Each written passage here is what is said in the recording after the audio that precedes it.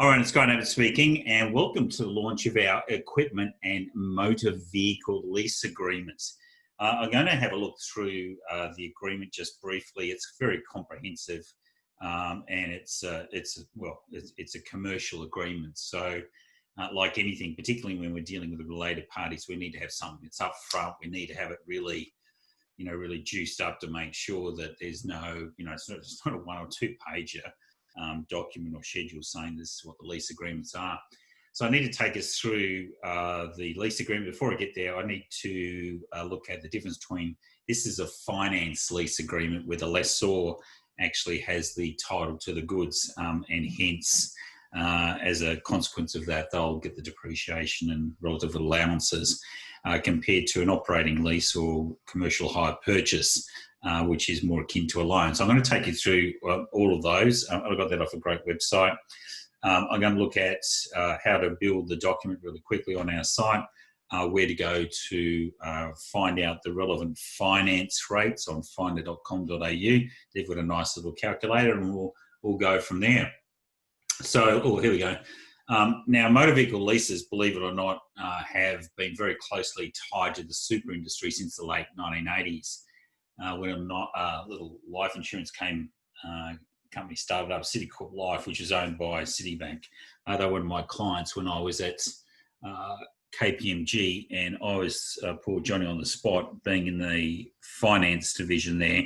I had to effectively look after all the tax side from the insurance company, which is bloody tough, I can tell you, if you've ever looked through all the insurance tax divisions and provisions.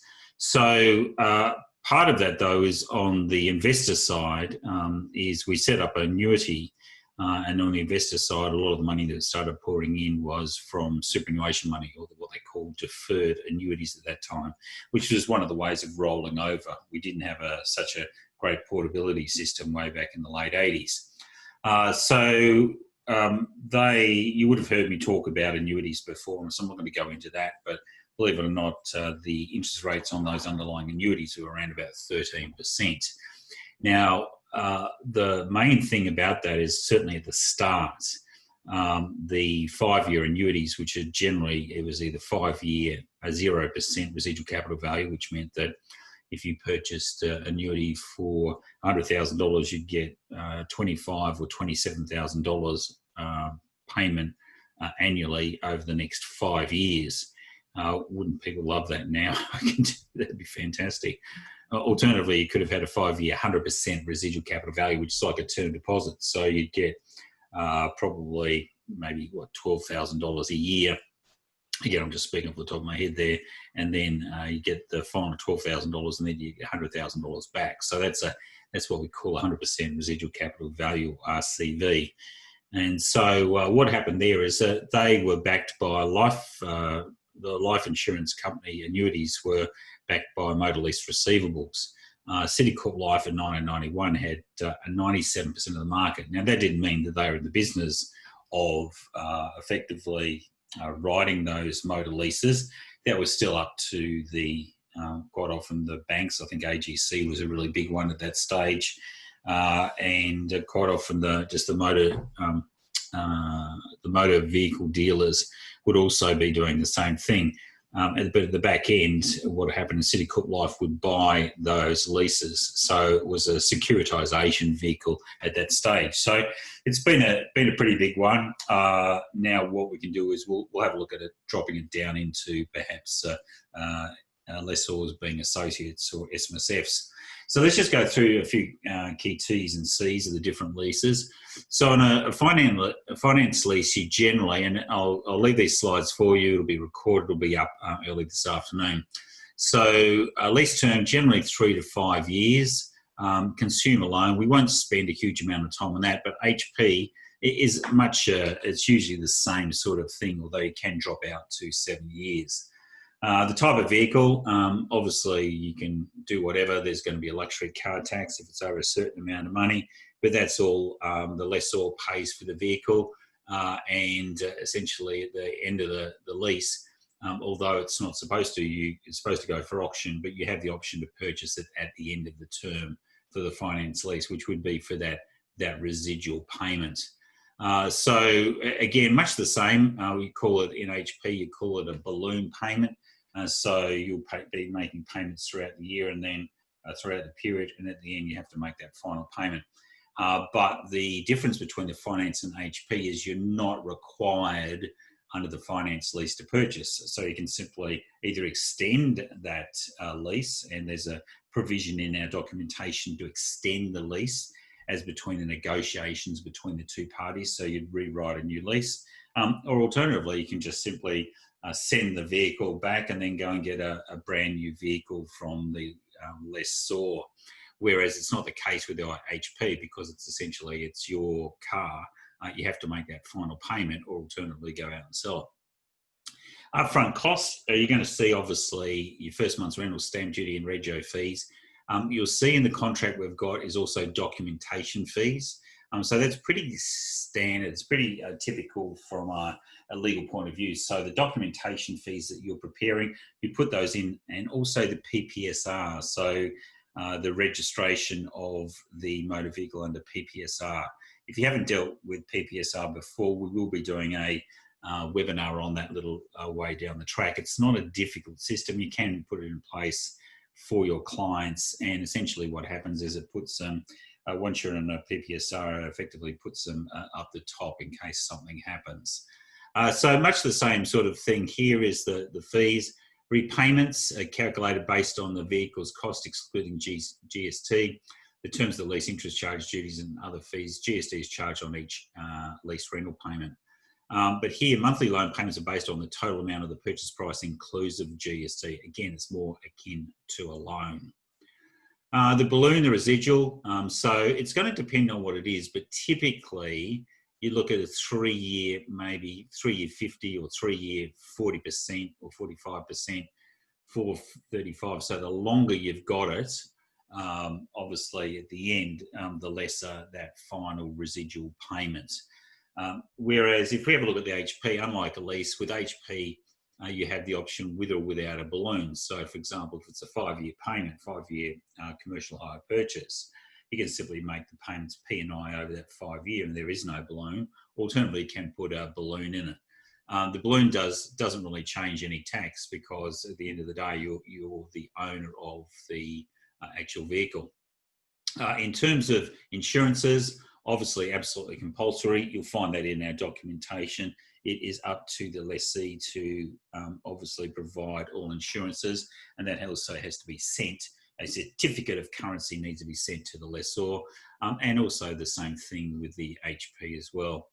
Early termination, obviously there's penalties in there, and if there's late payments, there's penalties as well. But again, so with the early repayment of the loan, generally there's not going to be a huge amount of costs if you're under commercial HP. Vehicle return, so at the end of the day, typically what happens is you'll see there, because what has to happen is if you've got a direct option in your finance lease agreement, so it has to go to that person who's the lessee, then it jumps from this side of the equation over to the commercial hire purchase.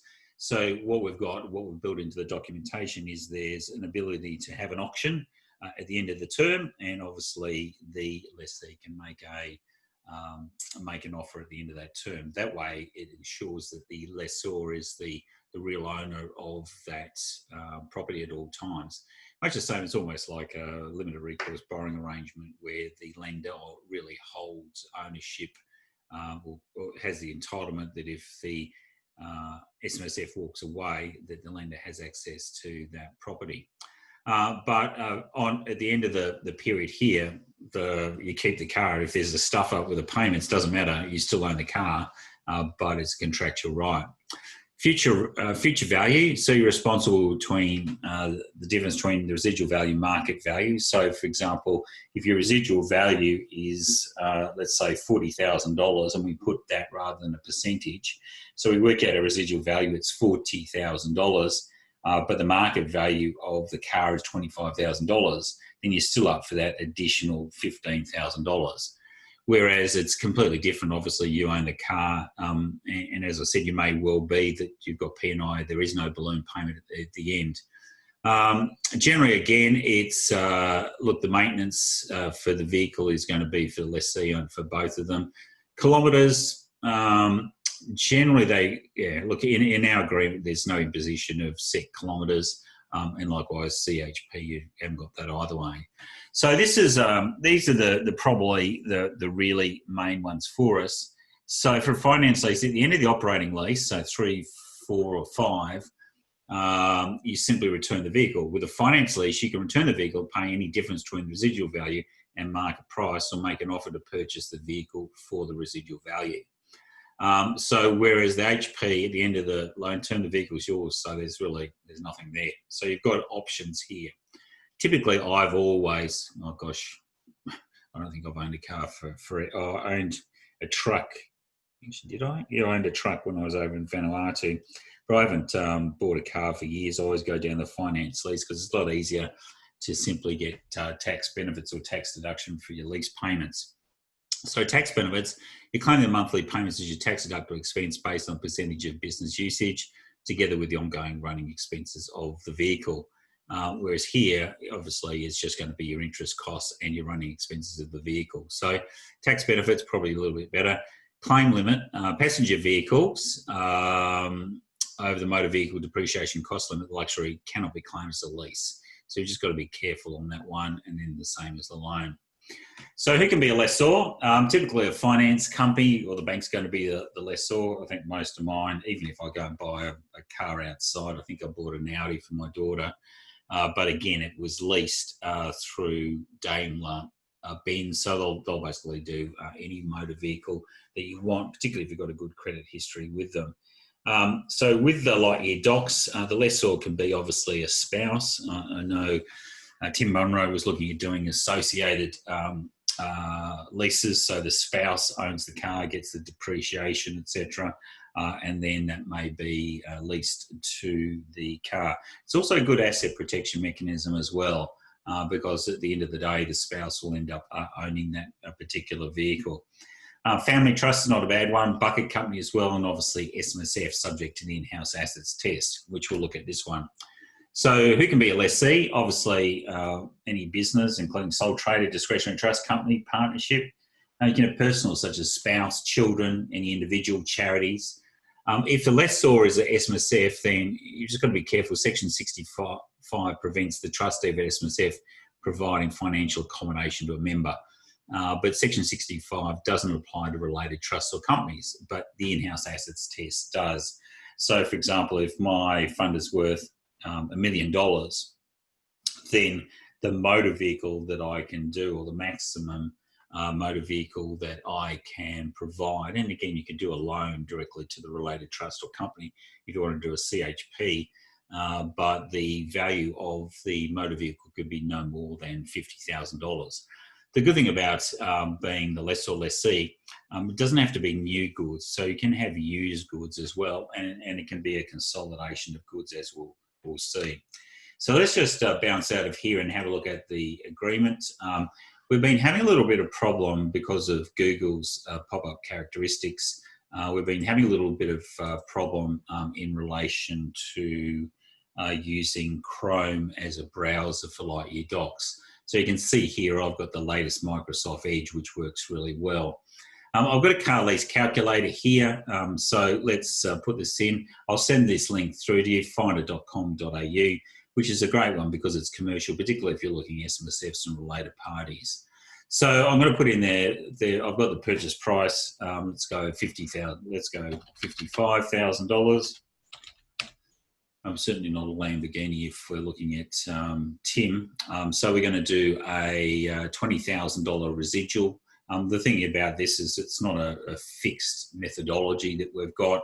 So you just work out the residual. I'm going to do it over 30, in fact, I'll do it over 48 months. So our interest rate, 6%, payments made in arrears. And then we have a look at our payment there. So we've got our monthly repayment. So I've got a $55,000 purchase price, $20,000 residual, 48 months. I've got a monthly repayment of $922, total interest payable, total payment amount. So again, this is not a bad. Again, just to make sure that when you're looking at check your underlying interest rate. So it's a nice, sweet little document. You can see here, I've already done one, but what I'm going to do is I'll do a new one for you. We've now got huge amounts of documents on the system, so I tend to just go home. You'll find this in the commercial and lease agreement. You'll see there's a new look on the site, but we'll just put here. Now, this is not just for motor vehicles. It's actually for equipment as well. So you can do photocopiers, you can do office equipment. Home office is not a bad idea. The only problem is with home office, if you're leasing equipment, it's obviously going to go to an individual. Although what you can do is you could obviously provide to the company, and then there may well be FBT issues for there. So you can kit out a home office using SMSF money if you want to do that. So let's go through the start the document, much the same as we did before. I'm going to put it into Abbott test. I'm going to throw it up there. That will now take me straight into the system. As an aside, you may have known that we did a capital raising, in fact, a very successful capital raising at 30 June. And this is the Hot Docs basic system we've got, which is 20 years old. We've got a new one that's coming up, which is fantastic for APIs. So I'm going to put here Smith. What I'll do is the Smith Super Lease. So that's coming up. That'll be out 1st of April next year. Obviously, it's got a lot of work to do to build those systems. But there won't be any issues with our current system. We'll still be putting up all the docs. I'm going to give you a bit of a heads up very shortly on our upcoming document listing or in some of our webinars. So the lessor, this one I'm going to choose an SMSF. Again, it could be the family trust, the discretionary trust, a bucket company, or an individual such as the spouse. And we can always add another. So it could be, for example, a couple of, husband and wife, if they want to do that, they want to lease it to a company or wherever. So I'm going to choose here the Smith Family Super Fund. I'm going to choose obviously the trustee is the company. So I've got Smith Super Nominees. Pty Limited. I feel very sorry for all those of you who are in Melbourne and Frankston, not paying, unfortunately, not paying out and about. My heart really goes out to you, and it's a completely sad situation that you guys are like isolated. I thought Tassie was isolated, but you guys are even worse. So I've got, in fact, I'll do 2+ directors here. So heads up there, Mr. Magoo down in Frankston, John Smith, and also I have got Sally Smith for life. So they're the 2 members from the fund. So that's okay. So this is pretty typical if you've done any of our stuff before. So we're going to enter the details of the lease. Now, because it's come from an SMSF, I can do it to an individual. For example, I could lease from my SMSF to Dean Hutchins, who's down in Frankston, and there's no drama about that. But if it's going to me, or in this instance, John Smith, we can't do that. Remember Section 65, but we can do it to a trust. So I'm going to do the Smith Family Trust. And I'm just going to have an individual as a trustee, just being a bit lazy here. So sorry about this, guys. Smith. And then we go 5 Smith Street, and that's Sydney, New South Wales, 2000. Okay, so we've got all the basics there, and we're going to end up doing, at least we can go down the next one. In fact, it's quite funny. I'm sorry, I'm just having a chat with Dean as well. I had a good friend of mine down in Melbourne, and he's a Melbourne, he's just a typical Melbourne person, and he's been in the industry for such a long, long time. And he said he was looking at, he and his family were looking at, once lockdown finishes, that they may well be moving out of the world's most livable city, Melbourne, up there. And that was on the basis that, well, if, this is a virus that's come out of the blue, but if this happens again, the last place I want to be locked down is in Melbourne. And I think this is happening everywhere around the world. People are now starting to make choices around cities. So come up here. I'm sitting here at the Sunshine Coast. I will be going for a swim a bit later on. Sorry about that, Dean. It's 26 degrees today. It's beautiful. Anyway, let's go to the lease details. Key terms, the date of the lease agreement. If you don't know when that's going to be signed, you can leave that open, but the commencement date of the lease, I'm going to start on the 1st of September. Document preparation costs, you can leave that as nil. Alternatively, because this is coming under Abbott-Family, charge maybe $650 for the document, or let's just say we'll go for $1,200. The Ppsr registration fee, again, I would suggest a lot of you, we will have some training here, but this is my Ppsr, the Personal Property Securities Register. So it's a great place. You can get online. You just need the client's ABN, their details, and then you can register the motor vehicle for them.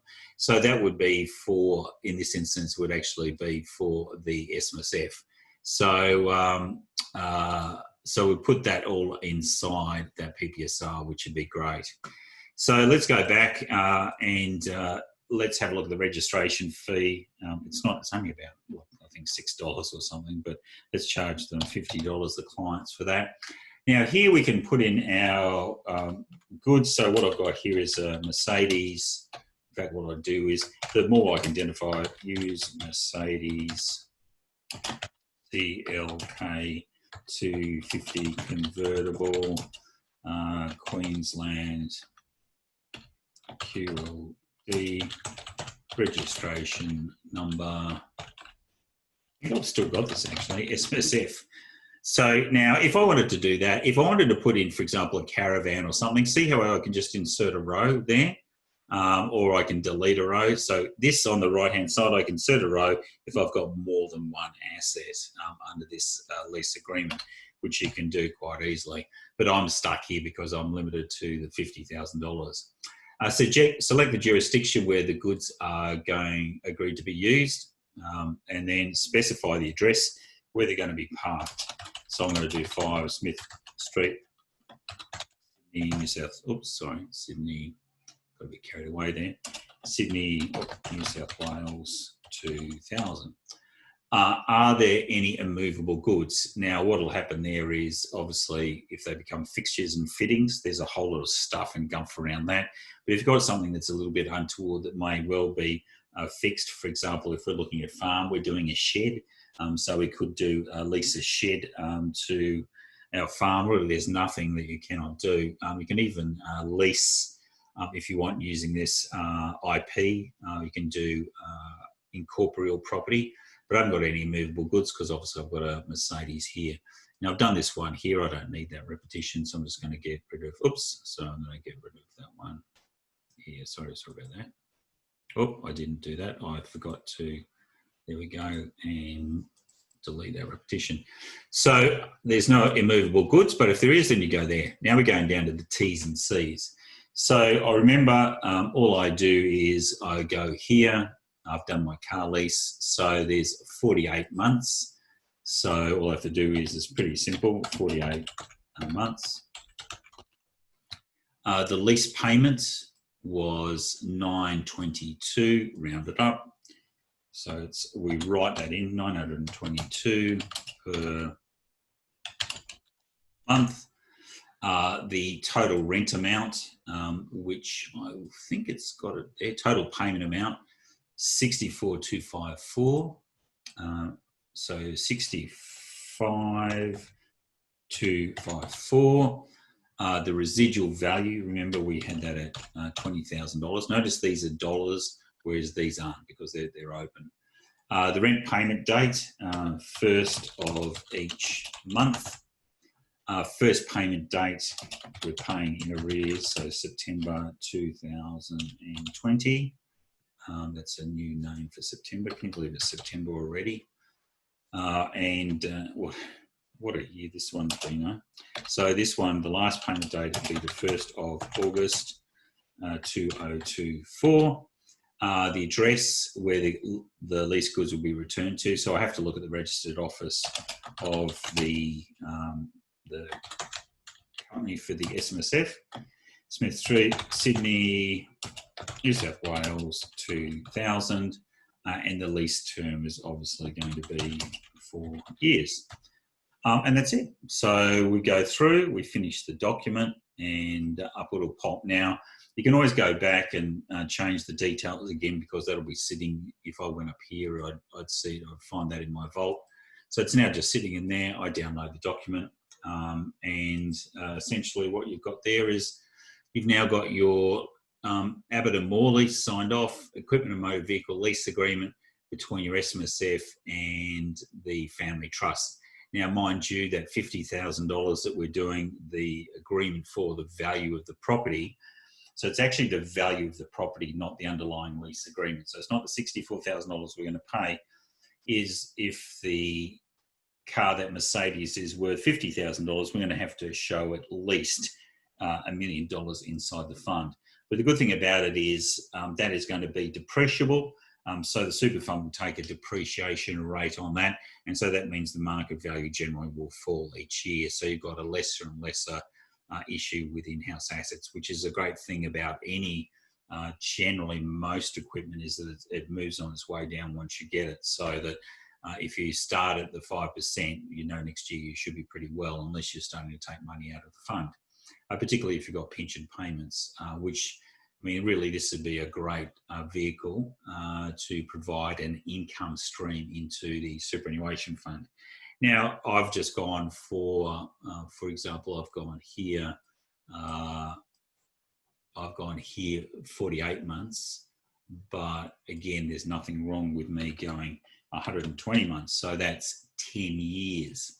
So if I have a look there, you can see that drops down quite a lot. So it now means my monthly payments are $48 or $489, which is, again, it's that annuity style that I said. You could dig around and have a look and see if you can get a better rate, or try to get the highest rate that you've got. And then when we do our reset there, oops, sorry, I made a mistake. Sorry about that. Anyway, you guys know what I was trying to do.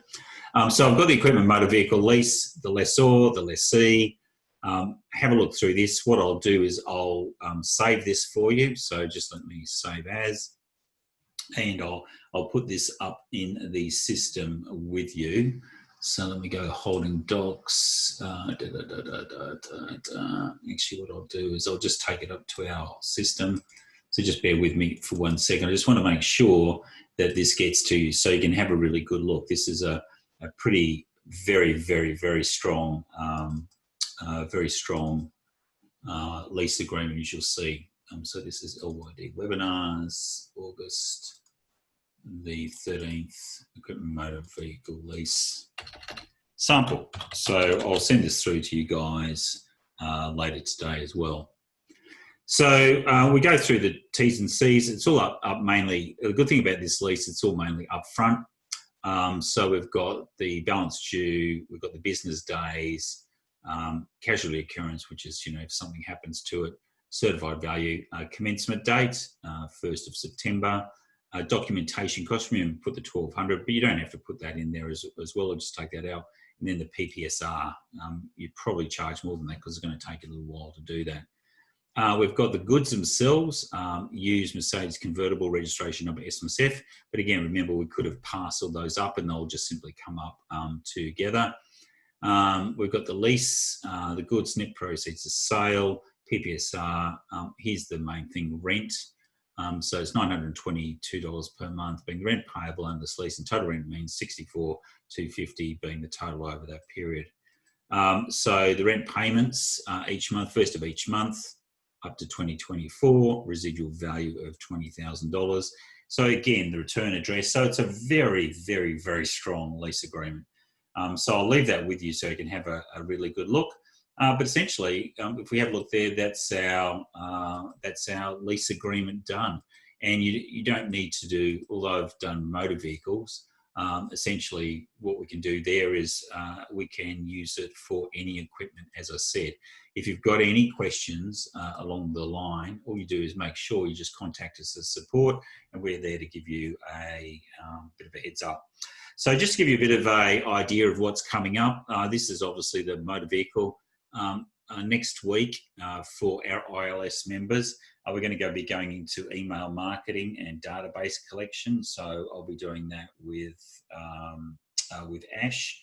We'll be showing you how to use or how we use our MailChimp, and also we've got another one as well that's got 15,000 people in there. We'll show you how we data collect and what to do for that, because it's obviously pretty important. On August the 20th, what happens to companies on the death of the founder?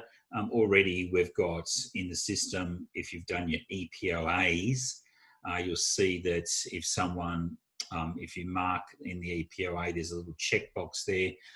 Do you want an alternate director? So the EPOA automatically becomes the alternate director in the event of the incapacity or retirement of the current director, or what we call the person who's the principal.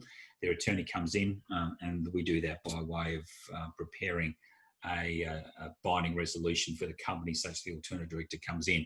What we're doing is coming up with a solution there for on the death of the founder. So that's popped up quite a few times, is that if someone dies, they've got a business, who's actually going to run that business, because the executor can't just jump in straight away until probate.